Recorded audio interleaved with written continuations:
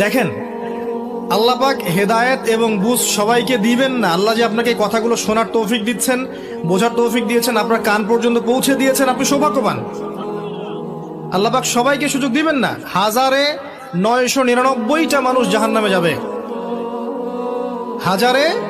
1999টা মানুষ জাহান্নামে যাবে। এটা হাদিসে আসছে সহিহ বুখারীতে 4 বার। আর আল্লাহ পাক সূরা আরাফের 179 নম্বর আয়াতে ওটাও বলেছেন, ওয়ালাকাদ যারা'না লিজাহান্নামা কাসীরাম মিনাল জিন্নি ওয়াল ইনস। প্রচুর জিনার মানুষকে দিয়ে আমি জাহান্নাম পূর্ণ করে দেব। লাহুম কুলুবুন লা ইয়াফকাহুনা বিহা, হৃদয় ছিল উপলব্ধি করতো না। ওয়ালাহুম আযানুন লা ইয়াসমাউনা বিহা, কান ছিল শুনতো না। ওয়ালাহুম আ'য়ুনুন লা ইবসিরুনা বিহা, চোখ ছিল দেখতো না। উলাইকা কাল আনআম, এরা ছিল গবাদি পশুর মতো।